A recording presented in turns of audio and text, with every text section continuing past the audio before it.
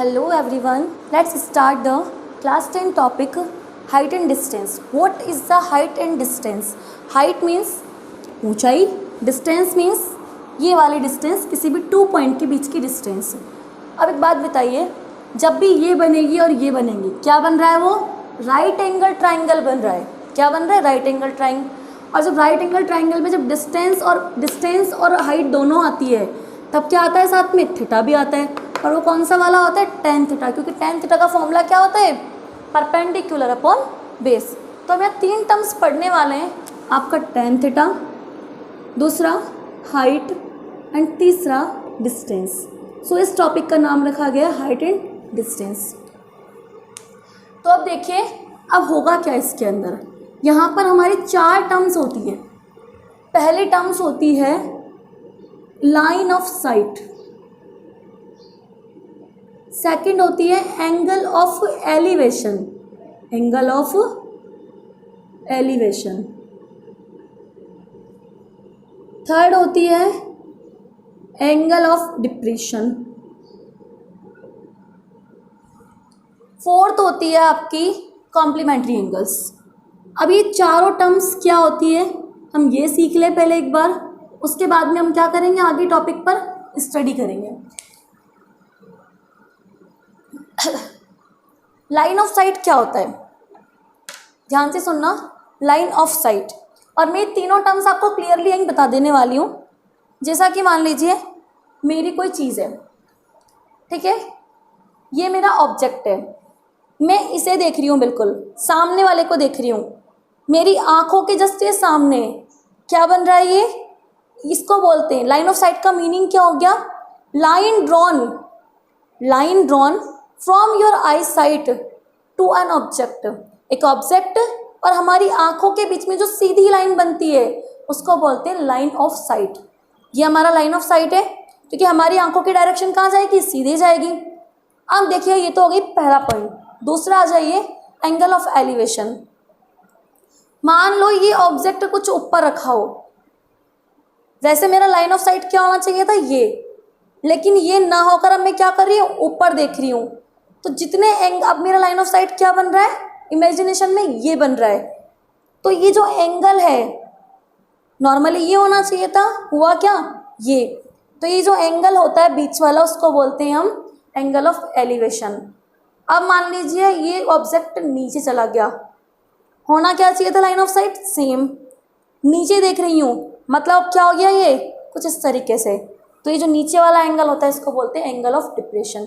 और आपका जो लास्ट पॉइंट है कॉम्प्लीमेंट्री एंगल, वो आपका होता है किसी भी 2 एंगल का अगर एडिशन हमारा 90 डिग्री बन जाए उन्हें बोलते हैं हम कॉम्प्लीमेंट्री एंगल्स।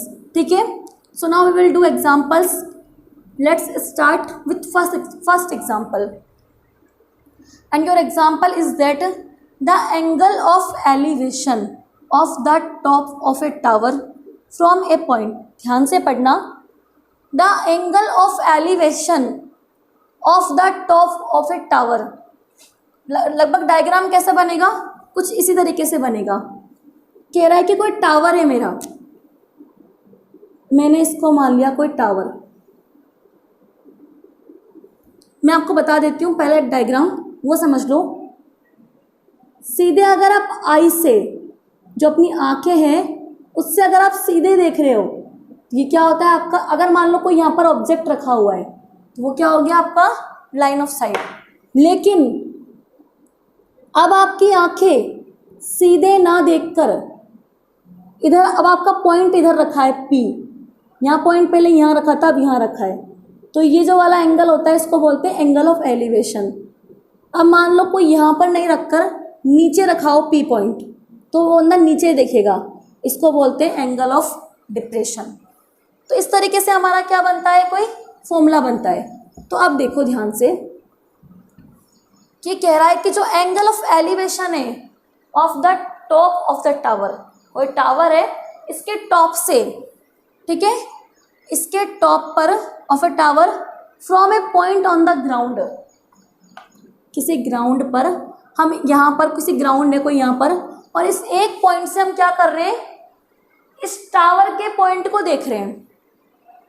मैं ग्राउंड के इस पॉइंट से इस खड़े हुए टावर को देख रही हूँ, क्योंकि लाइन ऑफ साइट कुछ ऐसे बनता है। तो मैं यहाँ से इस टावर के इस पॉइंट को देख रही हूँ, ठीक है। तो ये कह रहा है angle of elevation of the top of a tower from a point on the ground which is 10√3 metre away from the foot of the tower, जो कि 10√3 मीटर दूर है। किससे? ये वाला पॉइंट 10√3 मीटर दूर है foot of the tower, tower के पैर। टावर का पैर क्या हो गया? ये वाला हो गया। ये कह रहा है कि ये कितना दूर है? ये आपका है 10√3 मीटर दूर है, ठीक है। इज 60 डिग्री, मतलब वो कह रहा था कि वो जो एंगल ऑफ द एलिवेशन है किसी टावर के ऊपर टॉप पॉइंट से, वो क्या है हमारा 60 डिग्री। मतलब आपका जो ये वाला, थोड़ा सा इस तरीके से बना लेना, क्लियर, ठीक है। ये मेन पॉइंट हो गया आपका पी जो हम देख रहे हैं। तो ये जो एंगल एलिवेशन यही था ना, किस पॉइंट से जो हॉरिजॉन्टल से जो एक्सप्लेशन जो होता है, या फिर आप ऐसे कह सकते हो इस बेसिक पॉइंट से लाइन ऑफ साइट तो क्या होना चाहिए था? बिल्कुल सीधा। लेकिन हम देख किसको रहे? टावर के टॉप पॉइंट को, मतलब ऊपर की और देख रहे। एलिवेशन नाम से पता चल गया कि लाइन ऑफ साइट भले सीधे हो, लेकिन हम किसी ऊपर रखी हुई वस्तु को देख रहे हैं। मतलब ये आदमी टावर के ऊपर वाले टॉप को देख रहा है, तो इसका एंगल ऑफ एलिवेशन क्या हो जाएगा? ये रहा।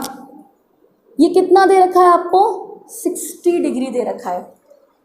मैंने सिर्फ कुछ नहीं किया अभी तक, जो लाइन बोली है उसको जमाया है। क्या बोला है इसने? The angle of elevation from the tower top point to a ground is 60 degree. जो पॉइंट है वो हमारा इसके फुट से इतना दूर है। अब मुझे बताओ कि इस टावर की हाइट क्या होगी? Find the height of the tower. मैंने कहा कि ये पूरा की पूरा जो होगा हमारा इन तीन ही टर्म्स के ही इर्द गिर्द घूमेगा।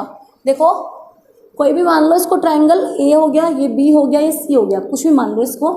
और देखो मैंने कहा हाइट, बेस एंड थीटा तीनों है मेरे पास। तीन में से क्या करेगा? कोई भी दो अननोन दे देगा और तीसरे को निकालने को बोल देगा। जरूरी नहीं है ये दोनों दे देगा, कह देगा ये निकालो, ये दोनों दे देगा, कह देगा ये निकालो। तो अब देखो कैसे सॉल्व करूंगी मैं इसको। आपको करना क्या है, आपको लिखना किस तरीके से वो भी देख लीजिए, ठीक है। So from triangle A B C, A B right angle triangle है तो आप इसको ऐसे भी बना सकते हो, या फिर आपने ऊपर ट्राइंगल लिख दिया तो कोई जरूरत भी नहीं है। From triangle A B C, क्या कह रहा है आपका triangle A B C? Theta, tan theta is equal to क्या हो जाता है आपका? Height upon base, perpendicular upon base. Perpendicular क्या है आपका? बी सी, बेस क्या है आपका? A B, B C upon A B, यही होता है। थीटा क्या दे रखा है मुझे बताओ? थीटा आपको दे रखा है 60 डिग्री। बी सी क्या दे रखा है वो निकालना है, मुझे नहीं पता। एच, ए बी मुझे दे रखा है 10√3 मीटर। अब बताओ ये क्या होता है मेरा यहाँ पर? 1060 डिग्री की वैल्यू क्या होती है? बच्चे भूल गए होंगे बहुत सारे। साइन 60 √3/2, कॉस 60 1/2, 2 से 2 कैंसिल होता है तो क्या मिलता है? √3। 1060 की वैल्यू होती है √3, h अपॉन 10√3। बताओ यहाँ से h क्या आ जाएगा? यहाँ से मेरा h आ जाएगा, इस √3 से कौन मल्टीप्लाई हो जाएगा? ये 10√3 मल्टीप्लाई हो जाएगा। मैंने कहा यहाँ पर नॉर्मल 1 मान लूँ, 1 × 10 10, √3 मिलके क्या बना लेंगे? 3, तो 10 × 3 क्या हो जाएगा? 30। किस में चल रहा था यहाँ? मीटर। ये भी किस में आएगा? 30 मीटर, क्योंकि हाइट भी किस में होती है? मीटर या सेंटीमीटर में। तो क्या आ गया हमारा? 30 मीटर। तो आप लास्ट में क्या लिखेंगे? थस, ये लाइन जरूर लिखें, thus the height of the tower is, height of tower is 30 metre. हो गया आपका क्वेश्चन कंप्लीट। अगला example, example number 2। The angle of the depression of any boat from a 50 metre high bridge is 30। ध्यान से समझना, आपको depression angle निकालना है। और वो कैसे निकालना है कि कह रहा है, रुको मैं वर्ड टू वर्ड बोलती जाऊंगी और डायग्राम बनाती जाऊंगी, तब आपको इजीली समझ में आ जाएगा। आपसे कह रहा है अभी एग्जाम्पल नंबर 2, क्या कह रहा है, angle of depression of any boat, किसी भी नाव का angle of depression from a 50 metre high bridge is 30 metre. बेटा ब्रिज जो बोट है वो कहाँ चलती है, पानी में। मैं मान लूँ ये मेरा पानी है, ग्राउंड है। कह रहा है कि 50 मीटर ऊंचा कोई ब्रिज है, मतलब 50 मीटर ऊंचा, मतलब ये मैंने कोई ब्रिज का खंबा बना दिया, ठीक है। कितना ऊंचा है ये, 50 मीटर। मैंने मान लिया ये लो ये ब्रिज रहा मेरा, कोई ब्रिज है मेरा यहाँ से, ये मेरा ग्राउंड जहाँ पानी है और जहाँ नाव चल रही है। 50 मीटर ऊंचा कोई ब्रिज है और ये रहा, मैं ऊपर से ही मेरा ब्रिज रहा। तो कह रहा है कि angle of the depression of any boat from a 50 metre a high bridge, 50 metre ऊंचे ब्रिज से मैं देख रही हूँ।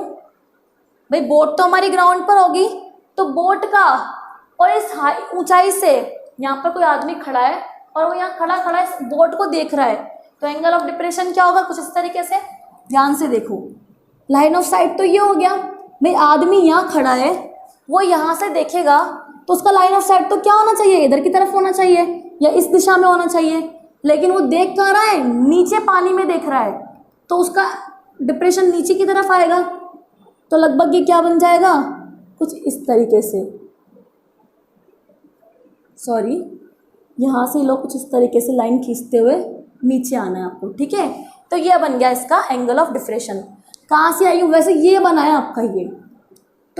तो ये जो एंगल ऑफ डिप्रेशन दे रखा है वो कितना दे रखा है, 30 डिग्री। मतलब आपको ये दे रखा है, मैंने अभी आपको थोड़ी देर पहले बताया था एंगल ऑफ डिप्रेशन ये होता है लाइन ऑफ साइट, लेकिन अगर बंदा नीचे देख रहा है तो वो क्या होगा, ये थीटा। यही किया है मैंने, 30 डिग्री हो गया कि नहीं हो गया मेरा, ये हो गया। अब आपको ये दे रखा है, इसके बाद में आगे पढ़ो, find the horizontal distance between boat and bridge. Boat कहाँ है मेरी, ये रही मेरी बोट, जहाँ मेरी बोट रखी हुई है। कहा आपको बताओ इस बोट के बीच में और इस ब्रिज ये रहा मेरा, यहाँ खड़ा है ब्रिज, ये इस ब्रिज बोट और ब्रिज के बीच में डिस्टेंस बताओ। वैसे मुझे पता चल गया हाइट दे रखा है, एंगल दे रखा है, तो क्या पूछा आपसे, ये वाली डिस्टेंस पूछी है। इसको मैंने क्या मान लिया, x मीटर। मुझे नहीं पता कितने मीटर है ये, क्योंकि जब ये मीटर में है तो ऑब्वियसली ये भी मीटर में होगी आपकी। अब देखते हैं हमें क्या करना है। ये रहा मेरा 30 डिग्री पर जो भी है, क्या बन रहा है, ये लीनियर पेयर वाले एंगल बन रहे हैं। जब ये 30 मीटर है, क्या बन रहा है यहाँ से z। जब ये 30 है तो ये भी क्या होगा हमारा 30 डिग्री। क्या हो जाएगा, ये भी 30 डिग्री। अब देखो आपके पास राइट एंगल ट्राइंगल है, ठीक है, थीटा है, हाइट है, बेस निकालना है, निकाल दो आपके फॉर्मूले से, जो हमारा फॉर्मूला हम अब तक यूज करते आए हैं, हमारा tan थीटा वाला फॉर्मूला। सो देखो क्या हो जाएगा आपका, फ्रॉम कौन से, किससे, राइट एंगल ट्राइंगल, इसको वही मान लो अपना ABC, from right angle triangle ABC, ठीक है। क्या करना है इसमें, tan theta is equals to क्या हो जाएगा आपका, वही BC हाइट अपॉन AB आपका बेस। थीटा कितना दे रखा है आपको 30 degree, tan 30 degree is equals to BC कितना है आपका 50 मीटर और AB कितना है नहीं पता x। क्या करूँ मैं, tan 30 क्या होता है मेरा 1/√3, ये क्या होता है 50 metre upon x। Cross multiply कर दूँ, x को ऊपर ले जाऊँ, इसको इधर ले जाऊँ, क्या बनेगा, देखो क्रॉस मल्टीप्लाई पे x इधर आ गया, √3 50 के पास चला जाएगा, तो √3 मल्टीप्लाई 50 मीटर। अब आप चाहो तो या तो इसको 50√3 लिखकर छोड़ सकते हो, ये भी सही है। और अगर आपको फिर भी अगर आगे सॉल्व करना है तो √3 की वैल्यू होती है आपकी 1.732 डैश डैश डैश। तो आप क्या करो, √3 की वैल्यू रखकर और 50 से इसको मल्टीप्लाई कर दो, तो आपका आंसर आ जाएगा। मैं डायरेक्ट लिख देती हूँ, x इज इक्वल टू आपका आता है 86.60 मीटर। अगर मैं इसको √3 से मल्टीप्लाई करती हूँ तो ये हो गया आपका एग्जाम्पल नंबर सेकेंड। तो आपके एग्जाम्पल नंबर 1 एंड 2 मैंने करा दिए हैं। एग्जाम्पल नंबर 3 एंड 4 आपको क्या करने हैं, घर पे प्रैक्टिस में करने हैं। अगर फिर भी कोई डाउट रहता है तो वैसे मैं कल आपको इसको एक्सप्लेन दोबारा कर दूंगी। So now your class is finished. घर पे आपको हाइट एंड डिस्टेंस को बहुत अच्छे से पढ़ना है, बहुत अच्छे से समझना है। मेरे को पूरा यकीन है क्लियर हो जाएगा आपके माइंड में। So thank you for watching my video.